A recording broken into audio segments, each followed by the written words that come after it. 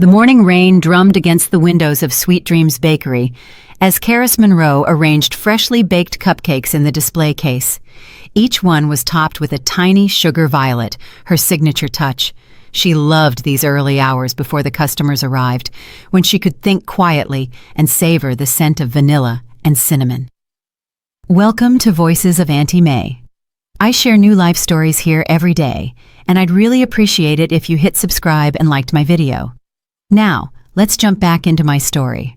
I'm sure you'll love it if you keep listening till the end.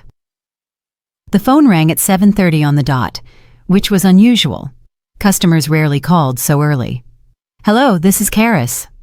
Karis rested the receiver on her shoulder while continuing to arrange the cupcakes. "Good morning, Ms. Monroe. I'm Barclay Quinn from the law firm Quinn, Owen and Associates. I'm calling about the estate of your godmother, Ms. Eris Holloway." Karis froze. Eris had passed away 3 weeks ago after a long battle with cancer. Karis had attended the funeral, but had since immersed herself in her work, trying not to think about the fact that she would never see the woman who had replaced her mother again. "Oh, yes, of course. What can I do for you?" "Ms. Holloway left you an inheritance. We need to meet for the paperwork. It's quite urgent given the nature of the assets." "Assets?" Karis interjected. "I don't understand. Eris never spoke of an inheritance." "Your godmother left you her restaurant, Ms. Monroe, the Legacy Crown." Karis's hand trembled, and one of the cupcakes fell to the floor. The Legacy Crown was the most prestigious restaurant in Atlanta. Politicians, celebrities, and business moguls dined there. Eris had built it up over 30 years, from a small cafe into a legend. "There must be some mistake," Karis murmured. "No mistake, Ms. Monroe. Ms. Holloway was very clear in her instructions. You were like a daughter to her. She thought you were the only person who could keep the restaurant's legacy alive." An hour later, Karis was sitting in Mr. Quinn's office, reviewing the papers that confirmed her ownership of the restaurant, valued at several $1,000,000. "Eris knew her diagnosis for over a year," the lawyer explained. "She planned everything carefully. In addition to the restaurant, there is a wine cellar, contracts with vendors, and special provisions for the staff. She left a letter with instructions." Karis took the envelope with trembling hands. On it was written, "To my dearest Karis," in Iris's familiar slanted handwriting. "Can I take this home now?" "Yes, of course, but we need to finalize the transfer of rights in the next few days. The restaurant can't be without management for long." Karis nodded, still unable to believe what was happening. She remembered the first time she walked into the Legacy Crown's kitchen as a 9-year-old girl. Her mother had worked there as a pastry chef until she died of pneumonia when Karis was 14. Eris had then taken her under her wing, paid for her education, and taught her everything she knew about baking.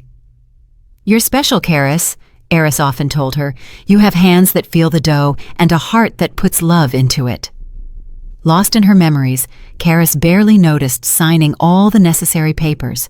Everything she knew about the restaurant business she had learned from Eris, but running the Legacy Crown felt like an impossible task. When Karis arrived home, it was noon. She hoped to have time to read Eris's letter before Jarvis returned from work, but his car was already parked in the front yard of their small house in an Atlanta suburb. They had met 6 years ago at a charity dinner hosted by Jarvis's company. Karis was in charge of the desserts. Jarvis approached her with her lavender and honey cake in hand and told her he had never tasted anything like it in his life. A year later, they were married. "Karis, are you home?" Jarvis's voice sounded tense. She entered the living room and saw her husband sitting on the sofa with a glass of whiskey. 2 o'clock in the afternoon was unusual for that. "What's wrong? Why aren't you at work?" Jarvis looked up at her. He was an attractive man, tall, dark-haired, with regular facial features.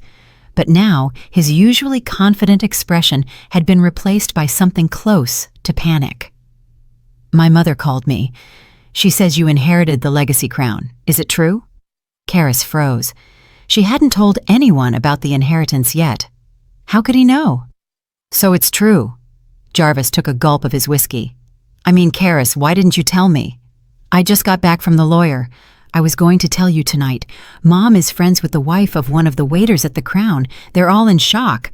Aries left the restaurant to you, not the chef or anyone in management." Karis felt herself blush. Of course, many people would be surprised. The owner of a small bakery suddenly getting one of the best restaurants in the city. "Aris was my godmother. We were very close." But a real restaurant. Jarvis stood up and started pacing the room. "Do you have any idea what this means? This isn't a bakery with 3 tables and homemade cupcakes. It's a multi-million-dollar business." Karis clutched the envelope containing Aris's letter. She knew Jarvis was right. She had never managed a business of this magnitude, but Aris believed in her. "I can do this. Aris taught me a lot." "Karis, be realistic." Jarvis stopped in front of her. "You make beautiful cakes, but what do you know about wine lists? About hiring staff? About balance sheets?" "I can learn," she replied quietly. Jarvis ran a hand through his hair, a gesture he made when he was particularly irritated. "Mom said it was crazy, and I agree with her." At the mention of Tamsin Niles, Karis felt a familiar knot in her stomach. Her mother-in-law had never hidden her disappointment in her son's choice of a wife. She called Karis a baker, like it was a dirty word. "What does this have to do with your mother?" Karis asked, trying to hide her irritation. Jarvis looked away. "She's coming over for dinner. She wants to discuss the situation." "Discuss my inheritance, Jarvis?" "Our inheritance," he corrected. "We're married, remember?" The words hurt Karis. In 6 years of marriage, Jarvis had never shown any interest in her bakery. He had considered it a nice hobby that brought in a little money, and now that there was a valuable asset, suddenly everything was ours. That evening, the house filled with the smell of Tamsin's expensive perfume. As always, she entered without knocking, with her characteristic, "I'm here, darlings." Tall, with perfectly styled blonde hair and flawless makeup, Tamsin looked younger than her 60 years. "Karis, honey." Tamsin brushed a quick kiss against her daughter-in-law's cheek. "What incredible news. You must be in shock." "Hello, Tamsin." Karis tried to smile. "Yes, it was unexpected." "I'm sure it was. Aris was always eccentric." Tamsin walked into the living room, tossing her coat into her son's arms. "Remember, Jarvis, I told you how she refused to serve the state representative because he was 15 minutes late? She had quite a temper." Karis remained silent. Tamsin had never known Aris. She had heard all those stories from her friends in Atlanta's high society, to which she longed to belong. During the dinner, Karis had prepared in advance. Tamsin began to outline her takeover plan. "I've spoken to Fielding," she said to her son, ignoring Karis. "He thinks we need to move fast. The restaurant market is booming, especially for luxury places like the Legacy Crown." "Who is Fielding?" Karis asked. "Oh, just my financial advisor," Tamsin dismissed. "It doesn't matter. The important thing is we have 2 options. Either we sell the restaurant now while its reputation is still intact, or—" She paused dramatically. "I could take over." Karis nearly choked on her wine. "Excuse me, what?" "Don't look at me like that, dear," Tamsin laughed. "I wasn't always a housewife. I worked as an accountant for a large company before I married, and I always dreamed of owning my own restaurant." "You never spoke of it," Karis commented. "There was no reason to," Tamsin shrugged. "But now that we have the opportunity, Jarvis, honey, say something." Jarvis looked uncertain, shifting his gaze from his mother to his wife. "Mom has a point, Karis. She has experience in finance, and I could help with the technical side, the website, reservation systems, that sort of thing." "And what about me?" Karis asked quietly. "Aris left the restaurant to me." Tamsin patted her hand. "Honey, no one says you can't be involved. You can do the desserts. They're wonderful. But management, that's another matter. You need experience, contacts." Karis remembered the unopened letter from Aris in her purse. She should have read it sooner. "I need to think about this," she said. "It's a huge decision." "Of course, dear." Tamsin smiled, but her eyes remained cold. "But don't think too long. Business doesn't wait." After dinner, when Tamsin had left, Karis finally found time to open Eris's letter. She locked herself in the bathroom, the only place she could be alone. "My dearest Karis," Eris wrote, "if you are reading this, it means I'm gone. Don't be too sad. I lived a good life, and I am proud of what I created, especially proud of you. I am leaving you the legacy crown, not because I have no other heirs, but because you are the only person I trust with my creation. You have everything it needs: taste, intuition, hard work, and most importantly, heart. You love giving people not just food, but joy. It is a rare gift. I know you doubt yourself, but remember that I also started with a small cafe and no experience. All I had was passion and a willingness to learn. The restaurant staff will help you. Chef Bram Cassidy has been my right-hand man for 15 years. Manager Nita Price knows every process. They are waiting for you and are ready to support you. And one more important thing, not all documents and assets were handed over to you today. There are details only Barkley knows. Contact him if you run into any problems. Believe in yourself, as I believe in you. With love, Eris." Karis pressed the letter to her chest, feeling tears run down her cheeks. Eris believed in her, and she couldn't let her godmother down. When she came out of the bathroom, Jarvis was waiting for her in the bedroom with some papers in his hands. "Here." He held out the papers. "It's a power of attorney. Mom thinks it would be easier if you gave her the right to run the restaurant. Temporarily, of course." Karis looked at the papers, and then at her husband. She remembered how they met, how he admired her cakes, how he said she was the most talented woman he had ever met. When had things changed? Or had she simply been unwilling to realize that her husband had always been a weak man, driven by an ambitious mother? "No," Karis said quietly, but firmly. "I won't sign it." Jarvis's face contorted with anger. "Karis, don't be stubborn. You realize you can't handle the restaurant. Mom wants to help you." "Your mother wants to take what is mine." Karis felt her determination grow inside her. Eris believed in me. She knew what she was doing. Jarvis threw the papers on the bed. "Eris was a selfish old woman.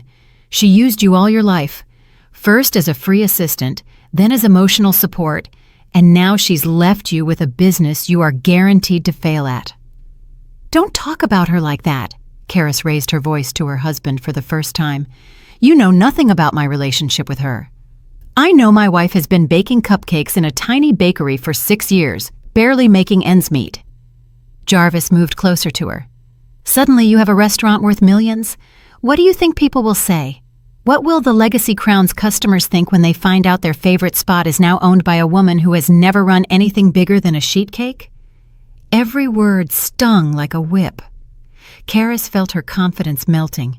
Maybe Jarvis was right. Maybe she really couldn't handle it. "I need time to think about this," she said, backing toward the door. "There's no time, Karis." Jarvis grabbed the papers from the bed and followed her. "Mom has already talked to the vendors. They're waiting for a decision. Either you let us help or—" He didn't finish the sentence, but the threat hung in the air. Karis felt cornered. She had never been able to resist aggression, especially from those closest to her. All her life, she had been yielding, compromising, trying to please everyone. "All right," she finally said, "I'll sign, but on the condition that this is a temporary measure, a month, tops, and I want to be kept informed of every decision." The relief on Jarvis's face was almost palpable. "Of course, darling, that's reasonable." He set the papers on the table and held out a pen. Karis took it slowly, feeling the heaviness. Eris's face flashed before her eyes, her confident smile, her words, "Believe in yourself, as I believe in you." At that moment, the phone rang. Karis flinched and dropped the pen. "I'll get it," Jarvis said, clearly annoyed by the interruption. While he was on the phone, Karis looked at the documents. The power of attorney had been drafted by a lawyer, probably the same Fielding. It granted Tamsin total control of the restaurant without restrictions or deadlines. It wasn't a temporary measure. It was a transfer of power. Jarvis returned, his eyes blazing. "It was Mom. She just spoke with the chef at the Crown. He's threatening to quit if management doesn't make a decision by tomorrow. We have to act now, Karis." She knew it was a lie. Bram, the chef, was loyal to Aris to the core. He would never threaten to quit, especially to Tamsin, whom he didn't even know. At that moment, something broke inside Karis. For 6 years, she had endured Jarvis's scorn for her work, Tamsin's condescending comments, their shared belief that she was nothing more than a nice housewife allowed to play at her little business. "No," she said, and this time there wasn't a shadow of doubt in her voice. "What do you mean, no?" Jarvis took a step toward her, his face contorted in rage. "I am not signing those papers. The legacy crown belongs to me. Aris wanted me to have it, and I will not fail her." "Oh, Karis!" Jarvis slammed his fist on the table. "You're going to ruin the restaurant. You're going to ruin a business that took 30 years to build." "Maybe," she looked at him without fear, "but it will be my choice and my responsibility." Jarvis's face turned purple with fury. He snatched up the papers and his phone. "Fine. Since you've made your decision, I'll call my mother. She can handle this." Karis watched him dial the number, strangely calm. She knew she had just crossed a line beyond which her marriage would never be the same, but somehow, that didn't scare her. Tamsin arrived 20 minutes later, as if she had been waiting for the call. She stormed into the house like a fury, not bothering to hide her irritation.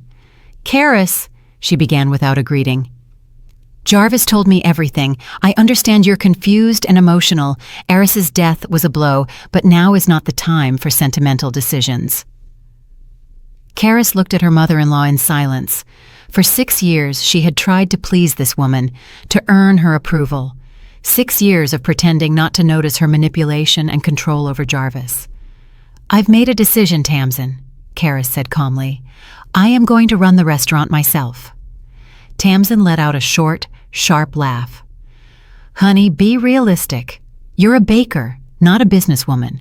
The Legacy Crown is a complex machine with dozens of employees, vendors, a high-profile clientele. One wrong move, and everything will collapse. Is that what you want?" "No," Karis shook her head. "That's exactly why I won't give the restaurant to you." Tamsin turned pale, then red with anger. She turned to her son. "Explain to your wife that she is making a mistake." Jarvis looked confused, shifting his gaze from his mother to his wife. "Karis, please, let's be reasonable." "I am being reasonable," Karis retorted. "Aris entrusted the restaurant to me. I have a team that will help me figure it out. I can handle it." "A team?" Tamsin scoffed. "You mean those arrogant cooks and waiters? They won't obey you, Karis.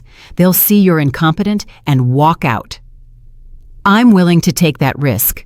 Karis turned to leave. "Stop!" Jarvis grabbed her arm. "You can't just walk away like that. We have to decide this now." Karis pulled her arm free. "There's nothing to decide. The restaurant is mine, and I will run it." Jarvis's face contorted with rage. He rushed to the table where the restaurant documents Karis had brought from the lawyer were sitting. "Enough!" He snatched the papers. "Since you can't make a sensible decision, I will do it for you." "What are you doing?" Karis tried to grab the papers, but Jarvis shoved her away. "What you should have done from the beginning." He turned to his mother. "Here, Mom. The restaurant is yours now. Do with it as you see fit." Tamsin smiled triumphantly, accepting the papers. "Smart boy. I always knew you'd make the right choice." Karis watched the scene, feeling something inside her finally tear apart. Her husband had just handed over her inheritance to his mother, without even asking for her consent. "You can't do that," she said. "These documents are in my name." "Marital property, dear." Tamsin patted her cheek. "Jarvis has as much right to the restaurant as you do, and he chose to entrust it to me. It's legal." Karis knew that wasn't true. An inheritance was not considered community property under Georgia state law, but it didn't matter. Now Tamsin had the papers, and she wasn't going to give them up. Karis looked at Jarvis, trying to see the man she had married, but before her stood a stranger with a hard, smug expression on his face. "You're going to regret this," she said quietly. "I don't think so," he shrugged. "You'll thank us in a month when you see how well the restaurant is doing under Mom's management." Karis silently picked up her purse and jacket. "Where are you going?" Jarvis asked, suddenly concerned. She turned to him with a slight smile. "To my bakery. I have a lot of orders tomorrow." Karis left the house, feeling strangely relieved. The Atlanta night air was cool and smelled of impending rain. She expected to feel crushed by grief or rage after her husband's betrayal. But instead, she only felt a serene determination. She had no desire to return home, where Jarvis and Tamsin were probably still celebrating their victory. She headed to the Sweet Dreams Bakery, the only place she always felt like herself. Sweet Dreams was located in a small shop on a quiet street near downtown. When she opened the door, the smell of vanilla and cinnamon enveloped her like the embrace of an old friend. Karis turned on the light and looked around her small kingdom. 4 tables, a dessert display, a compact kitchen behind a translucent partition. It didn't have the Legacy Crown's luxury, but it had something more important, the feeling of home. Karis took out her phone and dialed a number she rarely used, though it was always in her contacts. "Barclay Quinn," the lawyer answered after the 3rd ring. "Mr. Quinn, this is Karis Monroe. I apologize for calling so late." "Not at all, Ms. Monroe. Is something wrong?" She took a deep breath to gather her thoughts. "The restaurant deeds. My husband took them and gave them to his mother. They believe they have the right to—" "Just a moment." Barclay's voice became sharp as a blade. "You're saying your husband took the property deeds against your will?" "Yes. He said they were marital property." Barclay chuckled. "They are not. Inheritances are not considered marital property under Georgia law, unless specified in the will. But don't worry, Ms. Monroe. We have copies of all the documents, and the originals have already been registered. Whatever your husband and his mother do, they cannot change the title without your notarized signature." Karis felt the tension ease a little. "So, I am still the legal owner of the restaurant?" "Of course. But if they try to act on your behalf without authorization, it could cause problems. I would recommend we meet tomorrow morning to discuss the next steps." "Agreed," Karis said quietly. "Mr. Quinn, Eris mentioned in her letter that not all documents and assets were handed over to me today. She wrote that there are details only you know." Silence fell on the phone. "Yes, that's true," the lawyer finally said. "Ms. Holloway anticipated complications. Let's discuss it tomorrow in my office at 8 o'clock in the morning, before the business day begins." "I'll be there." That night, Karis slept on a small couch in the back room of the bakery. She turned off her phone. She didn't want to hear the calls from Jarvis, which would undoubtedly come when he discovered she hadn't returned home. She walked into Barclay Quinn's office at 8 o'clock in the morning with a paper bag full of still warm croissants. Baking them was a soothing ritual before an important meeting. "Ah, Miss Monroe." Barclay rose from his desk to greet her. He was a tall, slender man with astute eyes behind elegant glasses. "Please, sit down." Karis offered him a croissant, which he accepted gratefully. "Incredible," he muttered, taking a bite. "Now I understand why Eris held you in such high regard." "Mr. Quinn," Karis got straight to the point. What exactly did Eris foresee, and what assets was she talking about in the letter? Barclay wiped his hands with a napkin and opened a desk drawer. Eris knew about her illness for over a year. During that time, she restructured the business. He pulled out a file. The Legacy Crown, as a restaurant, has several components. There is the building which you now own, there is the brand and reputation, but there are other assets arranged separately. He opened the file and began to list them. The wine cellar, valued at over $200,000, is a separate legal entity controlled by a trust. You are the sole beneficiary of that trust. The professional kitchen equipment is leased through another company, also controlled by you.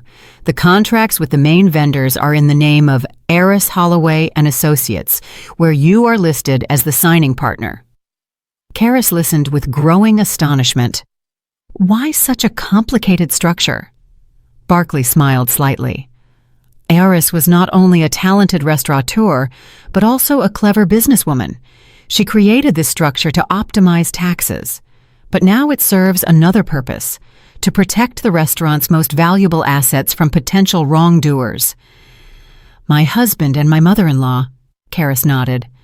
I don't comment on clients' family relationships, Barkley replied diplomatically, but Eris wanted to make sure you were protected in any case. He slid another document toward her. It was a list of the Legacy Crown's key personnel with contact information. Eris had specifically mentioned Chef Bram Cassidy and manager Nita Price as people she fully trusted. Karis took the list, feeling a lump in her throat. Eris had thought of everything.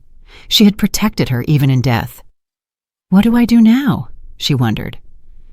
Technically, you can claim the restaurant at any time, Barkley said. But perhaps it's worth waiting and seeing what your husband and his mother do. If they try to act on your behalf without the power of attorney, it would be fraud. Karis hesitated for a moment. Part of her wanted to go immediately to the restaurant and claim her rights, but the other part, the calmer, more calculating one, told her it was better to wait. I'll wait, she decided, but I want to meet with Bram and Nita. I need to know what's happening at the restaurant. After meeting with the lawyer, Karis returned to the bakery. She had to prepare for the opening and then find a way to contact the Legacy Crown staff without drawing the attention of Tamsin and Jarvis.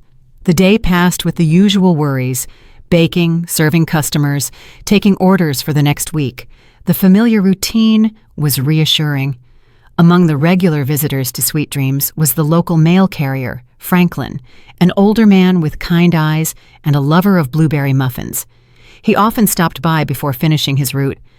Karis, dear, he greeted her as he entered the bakery toward dusk. One of your special muffins, please. While Franklin enjoyed the muffin, Karis asked casually, Franklin, do you deliver mail downtown? Isn't the Legacy Crown on your route? Sure is, he nodded. It's a lovely place. I'm sorry about Eris. Bless her memory. She was a great woman. Yes, Karis said quietly. Listen, I need to get a message to Chef Bram Cassidy. Is that possible? Franklin smiled slyly. For you, Karis, anything is possible, especially if the message comes with one of these muffins. An hour later, Karis received a brief message from Bram, relayed through Franklin. Jackson Bridge, 7 p.m. sharp. Exactly at 7 o'clock, she was on the bridge, watching the slow flow of the Chattahoochee River. The rain had stopped, but the air was damp and cool. Ms. Monroe, a deep voice made her turn. Before her stood a burly man in his mid-40s with short graying hair and piercing blue eyes. His hands, calloused and scarred by burns, betrayed years of work in the kitchen. Mr. Cassidy, Karis held out her hand. Thank you for meeting me. Call me Bram. He shook her hand firmly. Let's take a walk. I don't want us to be seen together. They walked slowly along the waterfront as Bram recounted the events of the last 24 hours. Your mother-in-law arrived this morning with your husband. She introduced herself as the new owner. She showed me some papers, but I didn't examine them. He shook his head. Eris warned me there might be a struggle for the restaurant after her death. She told Nita and me to only trust you. How did the staff react?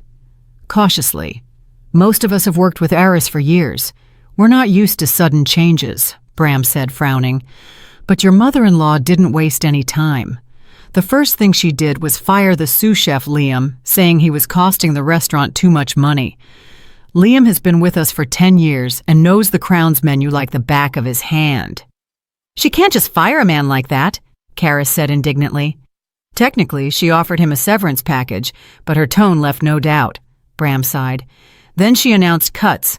She wants to halve the wine list, eliminate some specialties from the menu that she finds too expensive and pretentious.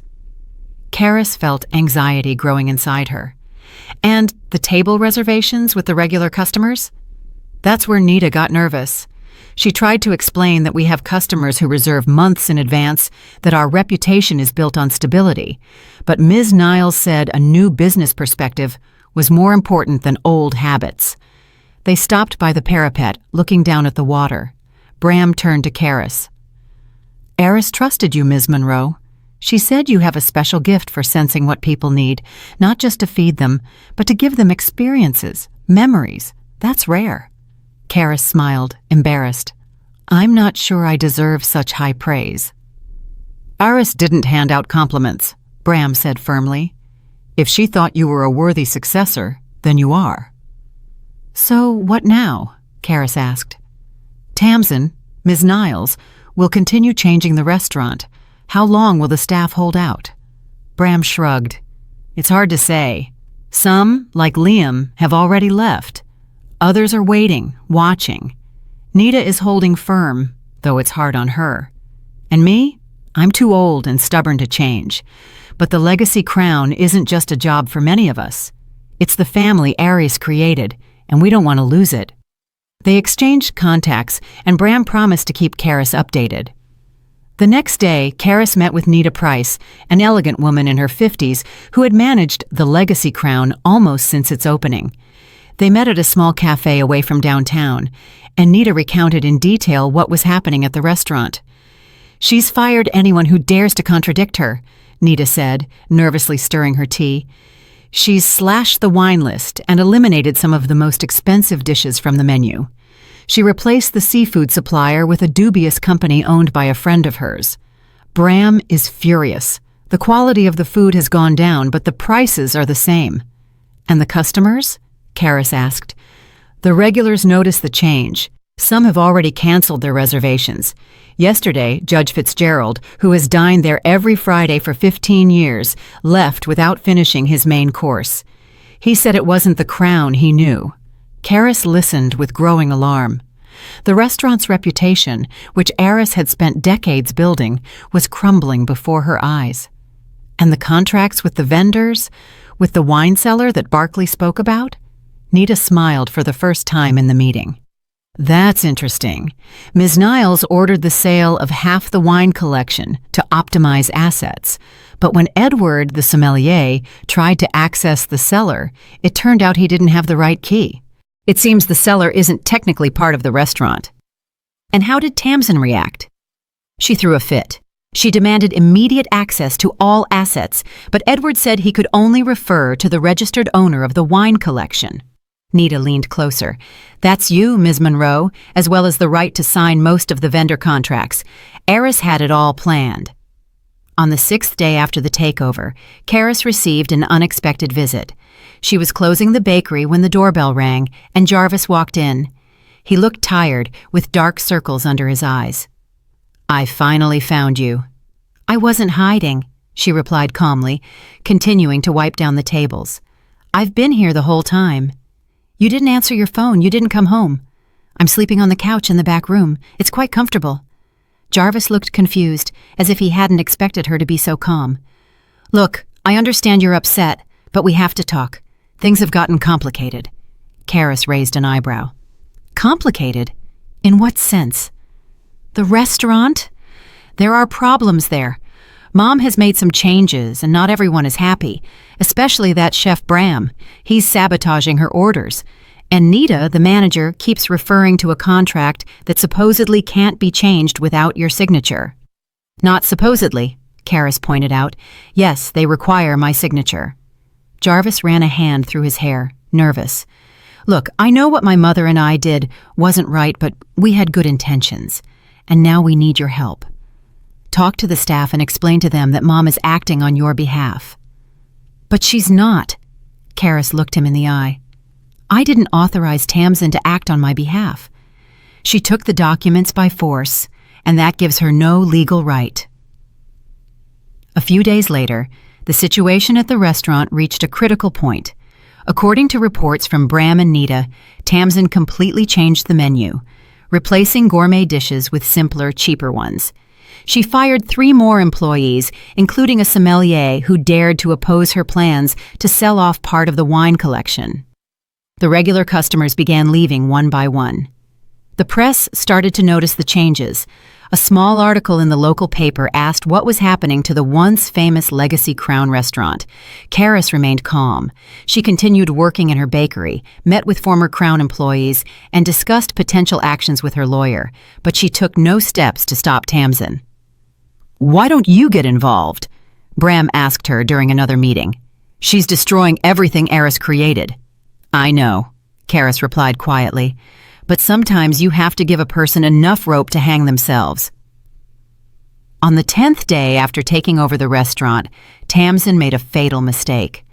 She refused to serve a state representative who had been a regular Crown customer for more than 20 years because a friend of hers, a local businessman with a dubious reputation, wanted his table.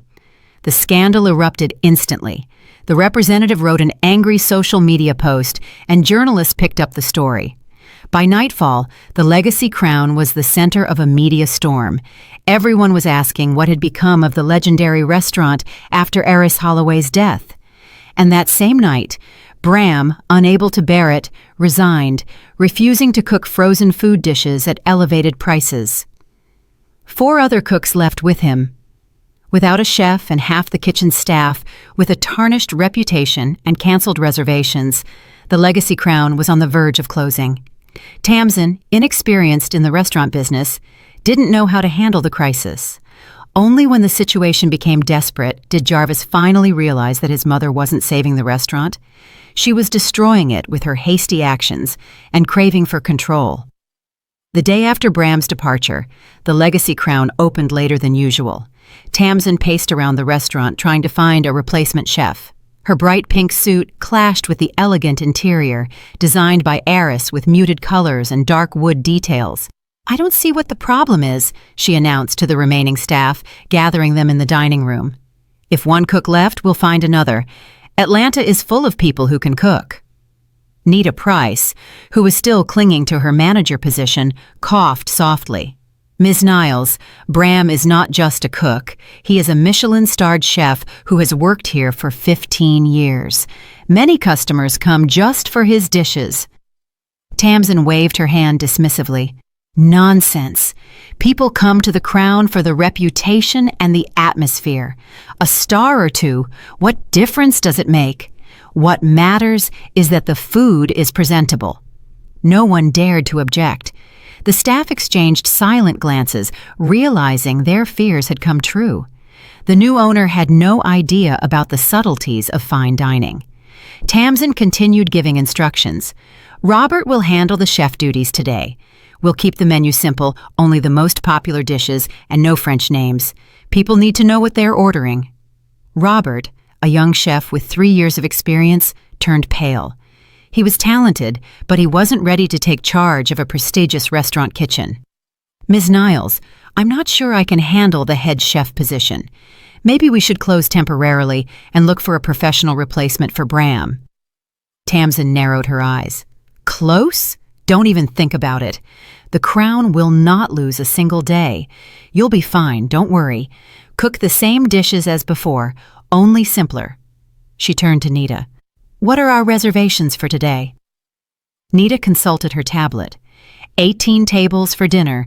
3 of them are regulars, including Senator Harrison. "Excellent, we'll manage." But that night was the beginning of the end for the Legacy Crown. Robert, trying his best, couldn't reproduce Bram's exquisite dishes. Without sous chef Liam and the other experienced chefs, the kitchen was slow and uncoordinated. The dishes came out late and weren't always perfectly cooked. Senator Harrison, a gray-haired gentleman with impeccable manners, returned his steak twice and called Nita over. "My dear, what is going on?" he asked quietly, but with evident concern. "I've been dining here every week for 20 years, and I've never been so disappointed." Nita cast a quick glance in the direction of Tamsin, who was talking to other diners. "We're having temporary difficulties, Senator. Bram is no longer with us." "What?" The senator didn't hide his surprise. "But he is the soul of this place. What happened?" "New leadership, new vision," Nita replied diplomatically.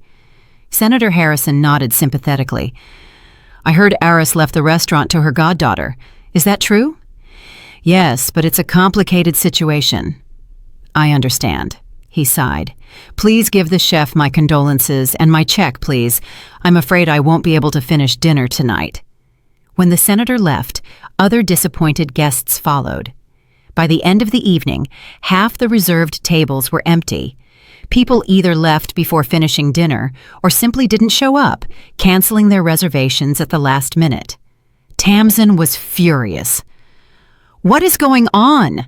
she snapped at Nita as the last diners departed. "Why are there so many cancellations? And what is all this nonsense about picking at the food?" Nita rubbed her temples wearily. Miss Niles, the Legacy Crown is a fine dining restaurant. Our customers expect a certain level of quality and service. They notice the changes, especially the repeat customers. Then we need new customers, Tamsin cut in. More democratic, less snobby, more normal people who just want good food without all the pretense.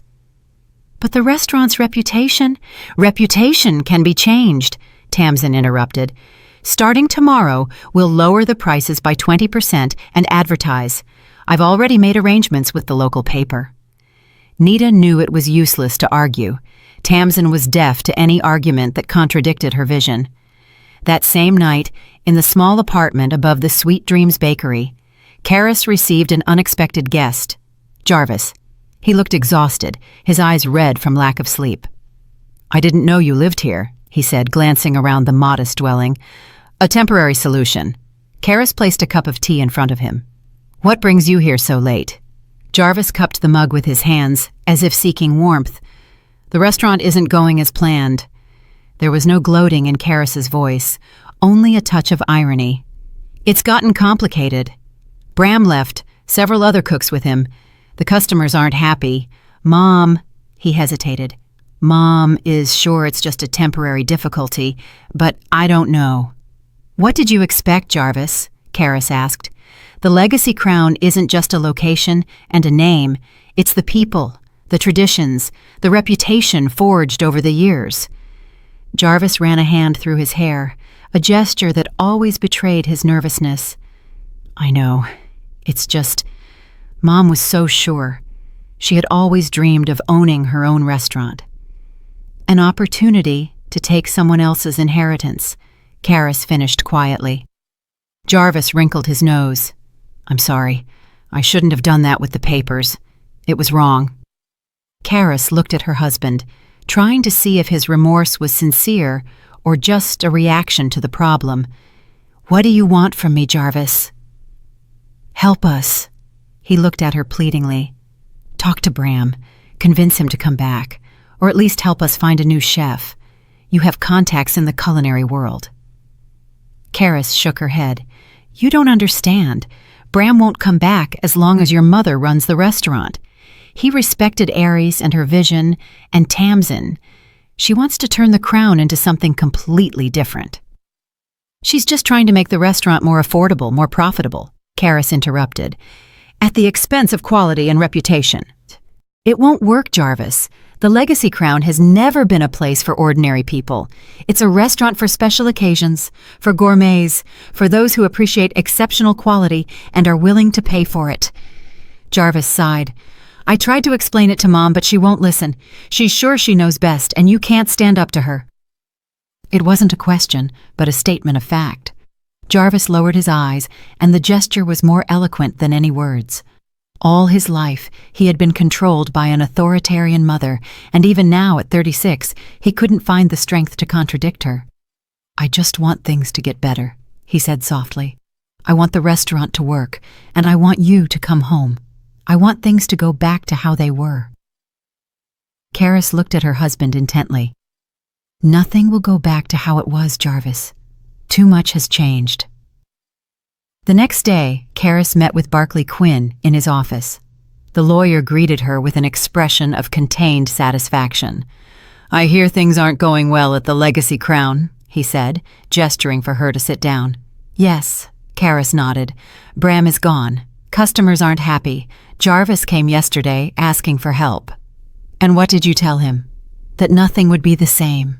She smiled faintly. "But I didn't come here for that. I need your advice on what to do, the possible next steps." Barclay leaned back in his chair, watching her closely. "Do you want to regain control of the restaurant?" "Yes, but not just regain it. I want to create something new, while preserving Aris's legacy." Karis pulled a notebook from her purse. "I've met with Bram, Nita, and other key staff. They are willing to work with me. I have an idea to open a new restaurant elsewhere." Barclay leaned in, interested. "Tell me more." "I found a location near the old Fourth Ward alley. It's smaller than the Crown, but has character. An old building with stone walls and arched windows. The owner is willing to rent it with an option to buy. Karis turned the page of her notebook. I want to open a restaurant called Eris's Legacy there, keeping the best traditions of the Crown, but adding something of my own. Bram will be the chef, Nita, the manager, and the funding. Karis smiled. That's where I'll need your help. Eris mentioned some assets set up separately from the restaurant, besides the wine cellar. Yes, of course. Barclay opened a file. As I said, Eris created a rather complex ownership structure. The wine cellar, valued at over $200,000, is owned by a separate company in which you are the sole shareholder. The professional kitchen equipment is also registered in your name through a leasing company. There is also an investment account Eris created for business development with a sum of about $300,000. Karis listened with increasing surprise. She hadn't known about the investment account. Eris was a prudent woman, Barclay said. She wanted to make sure you had the resources to grow, no matter what happened with the main restaurant. You can use those funds to open a new restaurant, of course. Furthermore, you can take the wine collection and the kitchen equipment from the Legacy Crown at any time. Legally, they belong to you, not the restaurant itself. Karis thought for a moment. And the name, the Legacy Crown, is a well-known brand. The Legacy Crown brand is registered in the name of a company owned by Eris, which you have now taken over. The restaurant building is an independent asset, temporarily managed by Miss Niles, although without legal authority. But the brand, the recipes, the concept, it's all yours. A plan began to form in Karis's mind. She could take everything of value from the Legacy Crown, staff, equipment, wine collection, brand, and move it to a new location, leaving Tamsin with an empty shell. Meanwhile, at the Legacy Crown, the situation worsened daily. The advertising campaign Tamsin launched attracted new customers, but not those the restaurant was designed for. People drawn by the reduced prices were disappointed to find the food still more expensive than at regular establishments, and the quality no longer met the superior level. The older customers, hearing about Bram's departure and the menu changes, canceled their reservations en masse. The wine list, once the Crown's pride, was halved. Tamsin ordered the sale of the most expensive bottles to improve cash flow. But when the sommelier tried to access the cellar, it turned out that only Karis had the keys and codes. On the 7th day after Bram's departure, journalists from an influential food publication visited the restaurant. They planned to do a report on how the Legacy Crown had changed since Eris Holloway's death. Tamsin, unaware of the potential danger, gladly accepted the interview. "The Crown is being refreshed," she said as she posed for a photo in the dining room. "We are making the restaurant more modern, more accessible to everyday Atlantans. Eris created a great establishment, but time is pressing. We have to change to remain relevant." The journalist, a young man with a penetrating gaze, smiled politely as he took notes. And Bram Cassidy, his departure surprised the culinary community. Tamsin played it down. "Bram is a talented chef, but his vision didn't align with ours. We are looking for a chef who shares our desire for more democratic cuisine." "Democratic?" The journalist raised an eyebrow. "More straightforward, less pretentious, clearer, good dishes. Why do we need all those French terms and tiny portions for enormous sums of money? People just want to eat well." After the interview, the journalist ordered dinner. He chose one of the few Crown specialties left on the menu, lamb fillet with rosemary and truffle mash. The dish, which had been a work of art under Bram, now looked lifeless and standard. The journalist took a few photos, thanked them courteously, and left, barely touching the food. The article came out 2 days later and was the final nail in the Legacy Crown's coffin. The headline read, "Crown in Free Fall: How Atlanta's Legendary Restaurant is Losing Its Greatness." The author detailed the changes since Eris's death, the departure of Bram and other key staff, and the decline in food and service quality. Special attention was paid to the interview with Tamsin, to her words about cuts and democratic cuisine, which the journalist contrasted with Eris Holloway's philosophy, which built the Legacy Crown on principles of exceptional quality and respect for the traditions of fine dining. The article instantly went viral on social media. Bloggers and culinary critics picked up the topic, sharing their memories of the crown from the days of Eris and Bram. Someone even started the hashtag #SaveTheCrownYall. When Jarvis showed his mother the article, Tamsin was furious. "Snobs! They are all snobs!" she shouted, pacing around the empty dining room. "Do they think they know what a restaurant should be?" "Mom, maybe we should rethink our strategy," Jarvis suggested cautiously. "Perhaps go back to the original concept. Find a new chef with fine dining experience." "You're against me too?" Tamsin turned sharply to her son. "I thought you were on my side." "I just want the restaurant to work," Jarvis said tiredly. "And now we are losing customers, money, and reputation." "I don't need those snobby customers. New ones will come who appreciate my vision." But the new customers didn't come. After the scathing article, there were even fewer reservations. On Friday nights, usually the busiest, there were only 3 couples sitting at the Legacy Crown. On the 9th day after Bram's departure, the final and decisive blow arrived. In the morning, men in suits entered the restaurant with documents. "We represent the owner of the wine collection and the kitchen equipment," they informed a stunned Tamsin. "According to the contracts, these assets can be seized at any time at the owner's request." "What owner?" Tamsin was indignant. "This restaurant is mine." "The premises are yours, Ms. Niles, but not the equipment or the wine collection. They belong to Ms. Karis Monroe." That same day, the professional kitchens, refrigerators, wine cellar, and even some of the furniture that was also decorated separately from the premises were removed from the Legacy Crown. In the evening, Jarvis found his mother sitting in the empty restaurant with a bottle of whiskey. "It's over," she said in a lifeless voice. "Without equipment, we can't operate. Without wine, we don't have half the profits. The staff is scattering." Jarvis sat beside her, unsure what to say. For the first time in his life, he saw his bossy, always confident mother broken. "We could buy new equipment," he suggested without much conviction.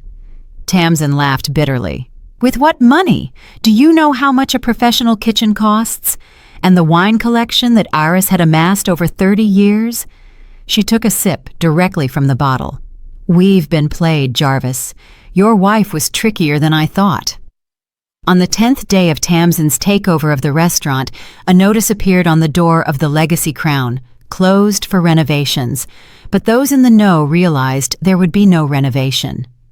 The legendary restaurant, Eris Holloway's life's work, had ceased to exist, at least as Atlantans knew and loved it. Meanwhile, in another part of the city, in an old building with stone walls and arched windows, work was in full swing on a new restaurant. Eris's Legacy was preparing to open its doors, bringing together the best of what Eris Holloway had created and adding Karis's new ideas. That night, as the Legacy Crown closed, Karis's phone rang. Jarvis's name appeared on the screen. Karis stared at the flashing screen, taking her time to answer. Jarvis's name on the screen brought up mixed feelings. Part of her wanted to ignore the call. The other part was curious to know what had made her husband reach out to her now that the Legacy Crown had finally closed. The phone kept ringing. After the 5th tone, she answered, "Hello?" Her voice was neutral, without a hint of emotion. "Karis!" Jarvis's voice was drenched in panic. "Thank God you answered. We have to talk. It's urgent." "About what?" She tried to remain calm, though somewhere inside she felt a pang of satisfaction at how desperate her husband sounded. "The restaurant, the Crown." He sighed convulsively. "Everything has collapsed, Karis. Mom is hysterical. The lawyers are talking about possible bankruptcy because of the rent payments and vendor contracts. You have to help." Karis remained silent, giving Jarvis a chance to talk. She was sitting in a small office at the back of the premises where her new restaurant was due to open in a week. On the table in front of her were sample menus that Bram and she had been working on for the past few days. "Karis, can you hear me?" Jarvis's voice sounded desperate. "This is a disaster. Mom invested in renovations and new furniture. She took out a loan against her house. If the restaurant doesn't reopen, she will lose everything." "What can I do to help?" Karis asked, maintaining the same calm tone. Can you? Jarvis hesitated, as if afraid to say what he wanted to say out loud. Can you talk to Bram, convince him to come back, or help us find a new chef, or return all the equipment and the wine collection? Karis finished for him. Yes. There was hope in his voice. Can you do it? Mom is willing to do whatever it takes. She admits she was wrong, that she was hasty with the changes. Karis interrupted Jarvis. I can't return the equipment and the wine. They have already been installed and placed in the new facility. What new facility? The confusion in Jarvis's voice turned into alarm. Karis took a deep breath. She knew this conversation was inevitable, but she would have preferred to have it in person rather than on the phone. I'm opening a new restaurant, Jarvis. Eris's Legacy. I have Bram, Nita, and most of the Crown staff with me. There was silence on the other end of the line, then a choked laugh, more like a sob. So all this time, while Mom and I were trying to save the Crown, you were plotting your own restaurant, stealing our staff, our equipment? I haven't stolen anything, Jarvis. Karis's voice was still calm, but there was a note of steel in it. Everything I took belonged to me legally. The staff left of their own accord because they didn't want to work with your mother. You planned everything, Jarvis sounded accusatory. You knew what you were doing from the beginning. No, Karis answered truthfully. At first I was surprised by what you did to me. Then I got angry, and then I realized that Eris's legacy wasn't the walls of the Legacy Crown. It was the people, the traditions, the recipes, all the things she had spent 30 years building and that your mother had nearly destroyed in 10 days. Jarvis was silent, and Karis imagined him pacing around the empty restaurant, trying to grasp the magnitude of the disaster. I need to see you, he finally said. I need to talk to you in person. Where are you now? Karis thought for a moment. Should she tell him the address of the new restaurant? What if he showed up with Tamsin and made a scene? I'm in the old 4th Ward alley, number 19, she said. But Jarvis, if you come with your mother or with lawyers, I won't talk. I'll come alone, he promised, in 20 minutes. After the conversation ended, Karis put away her phone and got up from the table. She walked to the window and looked out at the Atlanta sunset. The old street where her new restaurant was located was cobblestone and illuminated by stylized lanterns. The perfect place for an establishment that would maintain tradition but not be afraid of novelty. Exactly 20 minutes later, the doorbell rang and Jarvis walked in. He looked exhausted, rumpled shirt, dark circles under his eyes, messy hair, unusual for a man who had always been meticulous about his appearance. Karis stood at the threshold and looked at the room. The restaurant wasn't ready to open yet, but the main work was finished. Natural stone walls, wooden beams on the ceiling, and elegant arched windows created the atmosphere of an old sanctuary. In the center of the room were wooden tables with snow-white tablecloths, the same ones that decorated the Legacy Crown. On the back wall was a glass-doored wine cellar, behind which bottles from Eris's famous collection sparkled. Come in, Karis gestured to her husband. Be careful, the cables aren't all hidden near the entrance.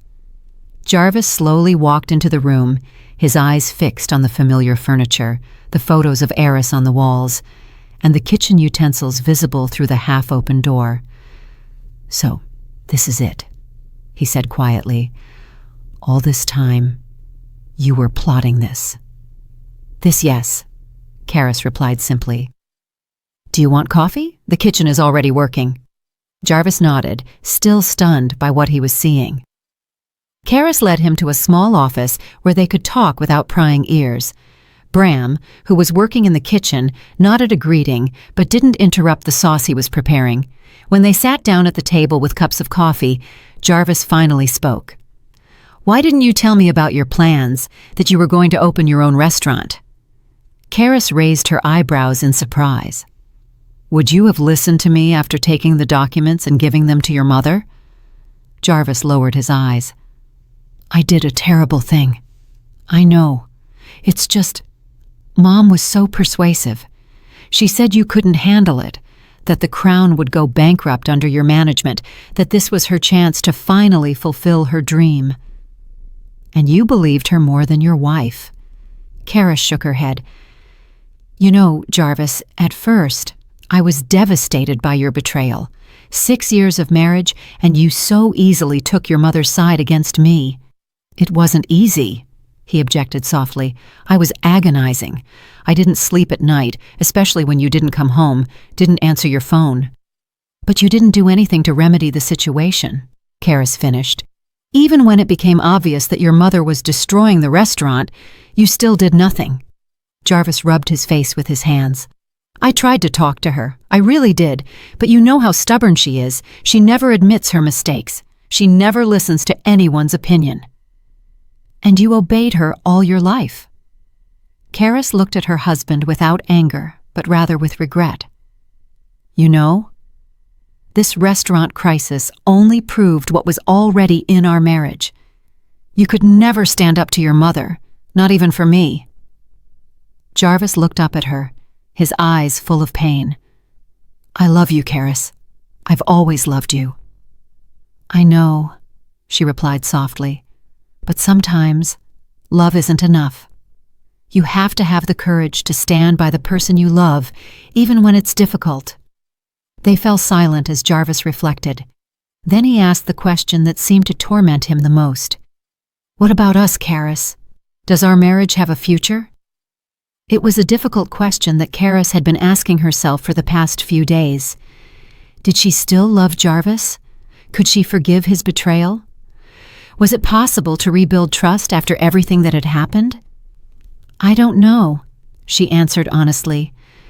Right now, all my focus is on opening the restaurant. That is my priority, and our relationship needs time and space for reevaluation. Do you want a divorce? There was pain in his voice. I want clarity, Jarvis, Karis replied. The past few weeks have shown me how much influence your mother had over you and our marriage. I cannot and will not return to the relationship we had. If we are to be together, it must be something new, based on equality and mutual respect. Jarvis nodded, accepting her words. And Mom? He asked. She's desperate. Karis invested all her savings into fixing up the Crown. She took out a loan. It was her decision, Karis said firmly. She could have done the honest thing, admitted I owned the restaurant and offered to work with me. Instead, she chose the path of deception and manipulation. Now she has to face the consequences. You're not going to help her? Not even out of compassion? Karis hesitated for a moment. She wasn't happy about Tamsin's desperation, although part of her thought her mother-in-law was getting what she deserved.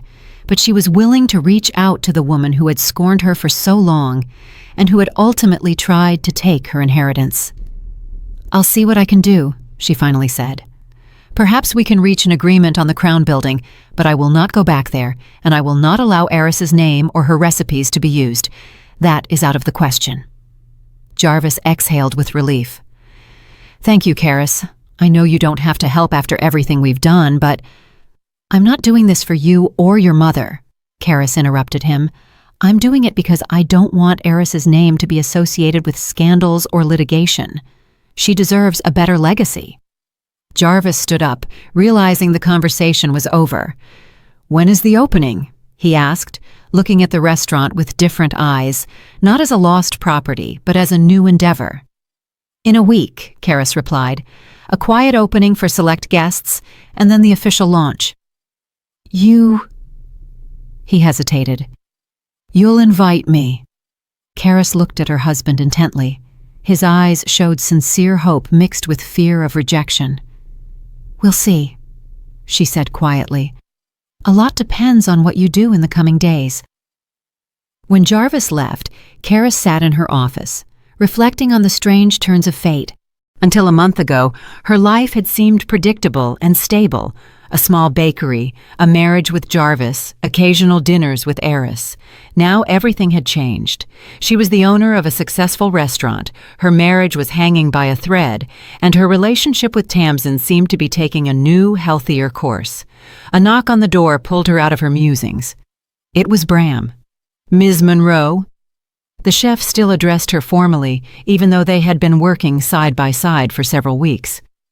"I've finished the main menu. I'd like to go over a few details with you." Karis smiled, setting aside her personal thoughts. "Of course, Bram. And please, call me Karis. We're partners now." The chef nodded with a slight smile on his usually serious face. "How did the conversation with your husband go?" he asked, placing the menu sheets on the table. "Better than I expected," Karis replied sincerely. "He finally understood what happened, and he seems to realize his mistake. And his mother, she is more complicated." Karis sighed. "She invested in the crown, took out a loan. Now everything could be gone." Bram chuckled. "She got what she deserved. Eris would be turning in her grave if she saw what that woman did to her restaurant." "I know," Karis agreed. "But I don't want our success to be based on someone else's pain, even if it's deserved. Maybe we can find a way to help her without sacrificing what's important to us." Bram looked at her closely. "You are very much like Eris," he said suddenly. "She, too, always sought solutions that didn't leave scorched earth in their wake, even when dealing with people who didn't deserve it." Those words touched Karis deeply. To be like Eris, to continue her legacy not only in the kitchen but in the way she treated people, was the best compliment she could receive. "Thank you, Bram," she said quietly. "That means a lot to me." They moved on to discussing the menu, and she was absorbed in her work, pushing her personal worries to the background. There was still a lot to do before the grand opening, and she was determined to create a restaurant that Eris would be proud of. That night, just as she was about to leave, the phone rang again. This time, Barclay Quinn's name appeared on the screen. "Ms. Monroe," the lawyer's voice sounded professional. "I have news about the Legacy Crown building. There has been an offer to buy it from a restaurant group in New York. They are interested in entering the Atlanta market and are willing to pay a good price." Karis thought for a moment. Selling the building would solve many financial problems, but something prevented her from accepting immediately. "Could we think about it until tomorrow?" she asked. "I have an idea I'd like to discuss with you." "Of course," Barclay accepted. "I'll be in the office from 9 a.m.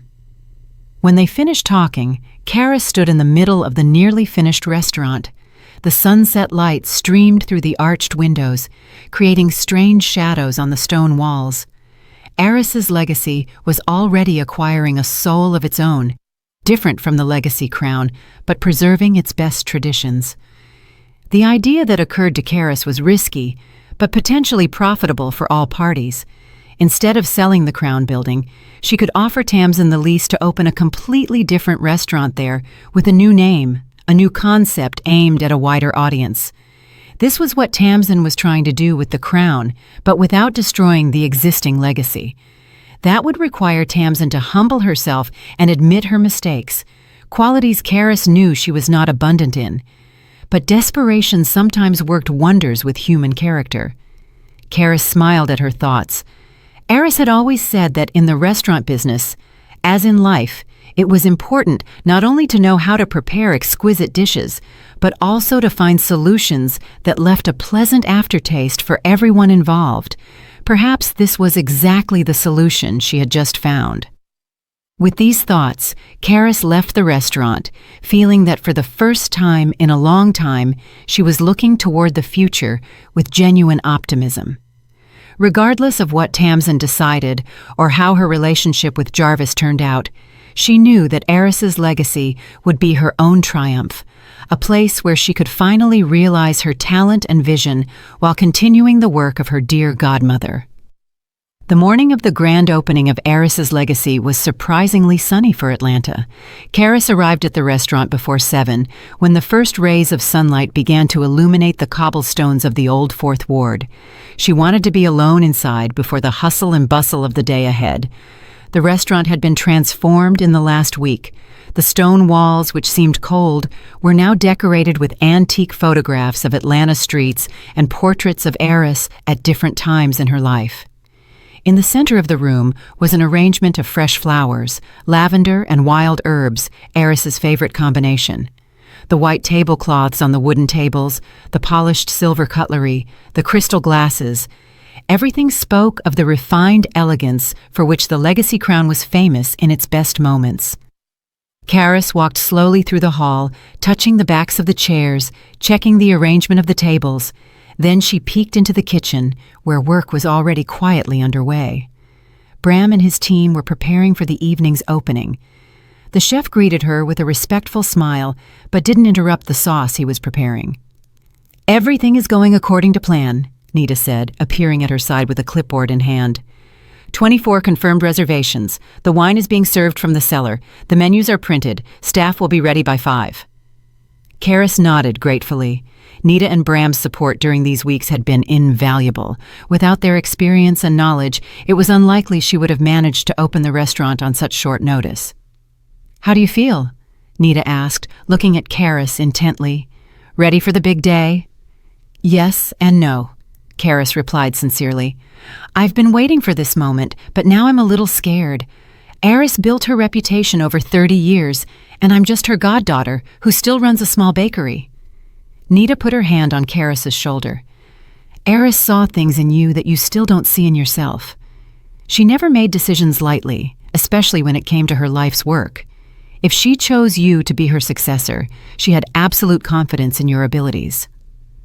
Those words gave Karis confidence. She took a deep breath and smiled. "Thank you, Nita. It's time to stop doubting and do what needs to be done." The day flew by in the final preparations. Karis checked every detail, from the arrangement of the colors to the lighting, from the temperature of the wine to the immaculate uniforms of the staff. She wanted the first night of Eris's legacy to be impeccable. At 4 o'clock in the afternoon, with only 1 hour left until the opening, there was a knock on the door. Karis, who was checking the table settings at the moment, flinched in surprise. Behind the glass door stood Jarvis, with a bouquet of white roses, Karis's favorite flowers. He looked out of place without his usual business suit. He was wearing simple jeans and a blue shirt, and incipient stubble was growing on his face. Karis hesitated, but opened the door. "Hello," Jarvis said quietly. "I know you're busy, but I wanted to see you before the opening. I wish you luck." He held out the bouquet and Karis accepted it with mixed feelings. Part of her still resented her husband for betraying her, but another part appreciated the gesture of support. "Thank you," she said. "I didn't expect to see you today." "I'm not staying for the opening," Jarvis quickly added. "I know my presence might be inappropriate, especially for the staff. I just wanted to tell you that I'm proud of you. What you've done in such a short time is impressive." Karis looked at her husband in silence, trying to decipher his motives. Was it genuine admiration or an attempt to regain her favor? "How is your mother?" she asked, changing the subject. Jarvis's face darkened. "Not well. She's still in shock about how things turned out. She invested all her savings in renovating the Crown, and now she's left with an empty premises and debts." "I've been talking to Barclay about possible solutions," Karis said. "There's a buyer for the building, a restaurant group from New York, but I was thinking of another option." Jarvis looked surprised. "What was that?" "Tamsin can rent the premises at a reasonable price," Karis explained. "Not to continue the Legacy Crown, that name will stay with me, but to create a new restaurant with her own concept, something more democratic, as she wanted, but without destroying the existing legacy." Jarvis looked at her in amazement. "You would do that? After everything she did?" Karis shrugged. "I'm not doing it for her. I'm doing it because it's what Eris would do. She always sought solutions that benefited all parties." Jarvis shook his head as if he couldn't believe what he was hearing. "You are an incredible woman, Karis. Only now am I truly beginning to understand that." He paused and added in a quieter voice, "I had a serious talk with Mom, the first serious talk in years. I told her that her manipulation and control had ruined our marriage and almost ruined my life, that I would no longer allow her to interfere in my decisions." "And how did she react?" Karis asked, genuinely interested. "At first, she was furious." Jarvis smiled weakly. "She blamed you for everything. She said I was an ungrateful son. But then, when her emotions calmed down, I think she started to understand. At least she admitted that she acted impulsively with the restaurant, that she should have learned more about the business before changing everything. "That's progress," Karis commented. "Yes," Jarvis said thoughtfully.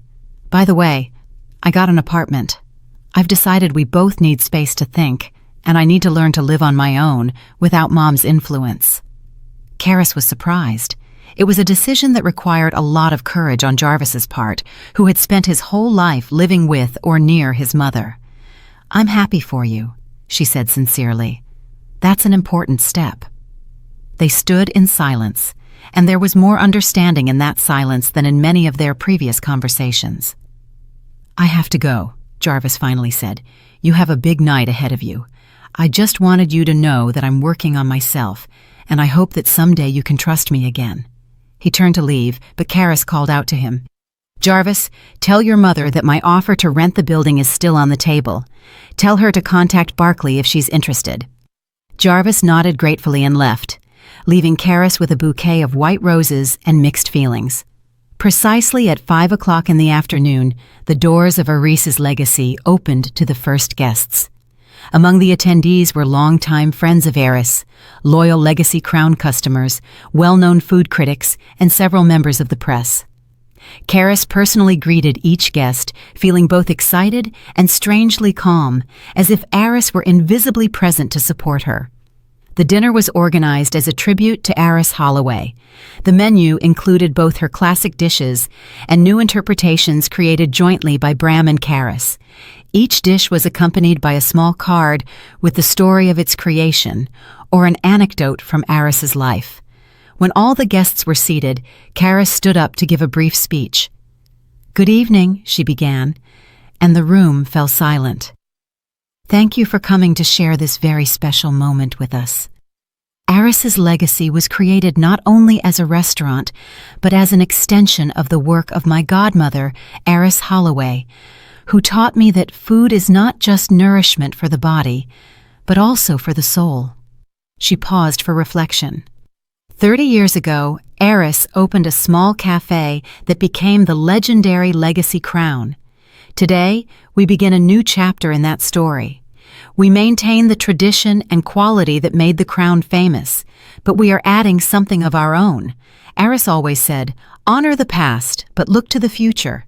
That is the principle we follow. The guests nodded in approval, and many raised their glasses in agreement. "Tonight," Karis continued, "Chef Bram Cassidy and his team will present dishes that reflect the soul of Southern American cuisine with a modern twist. Each dish has its own story, its own character. We hope these stories resonate in your hearts as they once did in ours." She raised her champagne glass.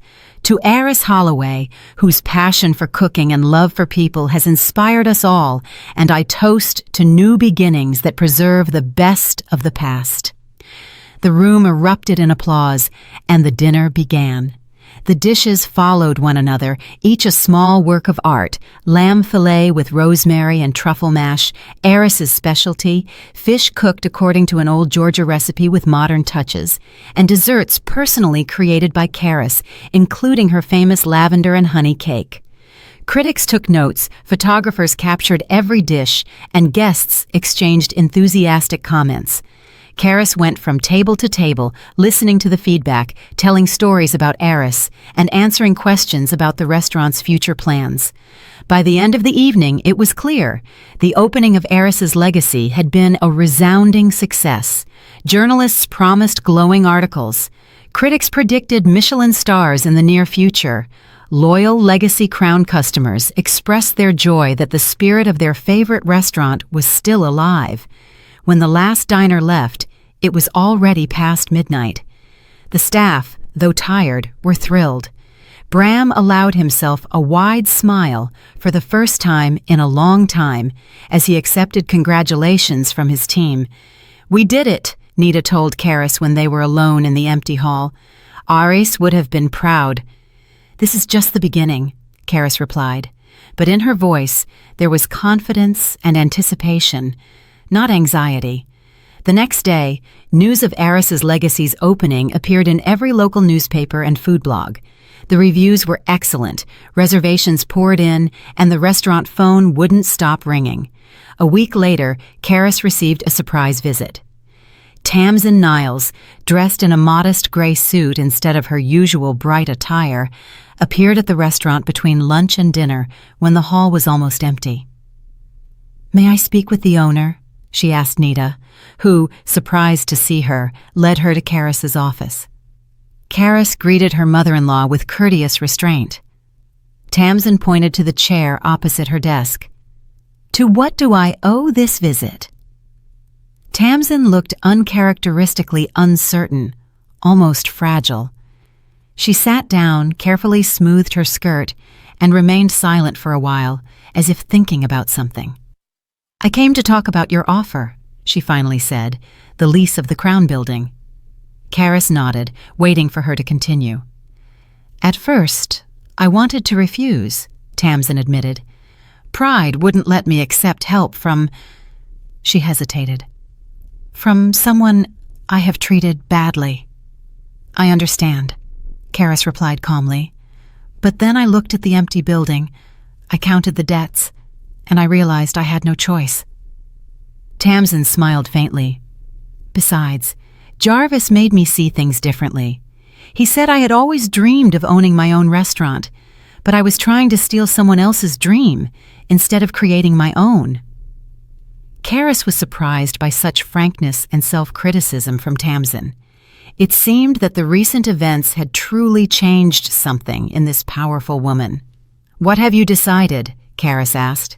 "I would like to accept your offer," Tamsin replied, "to open a new restaurant in the Crown Building with a different name and concept. Something more accessible to ordinary people, a bistro with good home cooking at reasonable prices."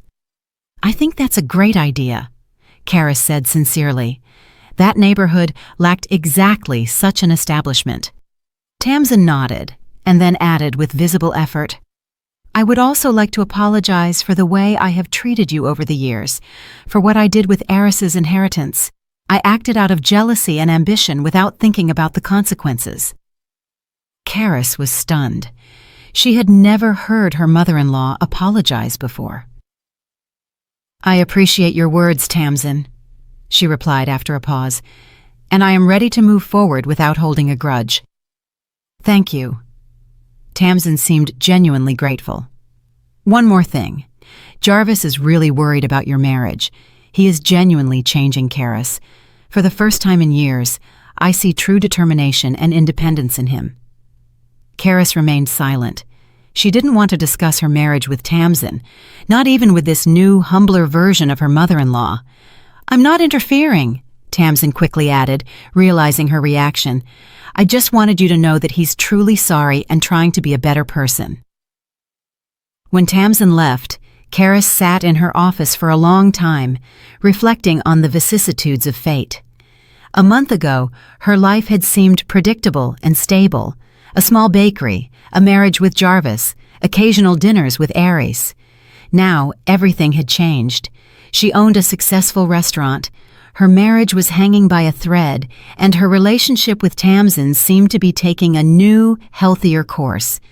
That night, as the restaurant filled with diners, Karis stood at the bar, observing her team at work. Bram led the kitchen with his usual rigor and attention to detail. Nita supervised the service, moving elegantly among the tables. Waiters, sommeliers, and kitchen assistants worked harmoniously as a single organism. "This is your legacy, Eris," Karis thought, addressing her godmother mentally. "Not just the recipes and not just the restaurant, but the people you brought together, and I promise to preserve and enhance what you created." At that moment, Edward, the sommelier, approached her with a bottle of wine. "Ms. Monroe," he said with a respectful smile, "the guest at table 5 asked me to give you this. He said it was Eris's favorite wine, and she always opened a bottle on special days." Karis took the bottle and read the label. It was a rare vintage that Eris greatly appreciated and saved for special occasions. She turned toward table 5 and saw Jarvis sitting modestly in a corner of the room. Their eyes met across the crowded restaurant. Jarvis smiled slightly but didn't try to approach, respecting her space and her time. Karis hesitated for a moment, then nodded to the sommelier. "Open the bottle and pour 2 glasses. I'll join my guest shortly." She didn't know if her marriage to Jarvis had a future. She wasn't sure if she could ever completely forgive his betrayal. But in that moment, standing in the middle of her successful restaurant, surrounded by people who believed in her, Karis felt a strange certainty. Whatever happened, she could handle it. Eris's legacy lived on in her, not only in her culinary skills but in her confidence, her determination, her ability to forgive and move forward, in the ability to create not only exquisite meals but harmonious relationships, in the ability to find a balance between respect for tradition and the courage to try new things. Karis walked toward Jarvis's table, feeling her inner strength grow with every step. A strength she had never known before, but which had always been there waiting to be unlocked. "I'm really glad you're here and that I could share my story with you." If you liked it, show me by liking the video and subscribing to my channel. Let's see how many of us there are. Write in the comments which city you're watching from and what time it is. I'm so curious to know where all you wonderful people are tuning in from. If you want to support me a little extra, you can also send a small donation. I share new life stories for you every single day. And now 2 of my most popular stories will pop up on the screen so you can choose what to watch next.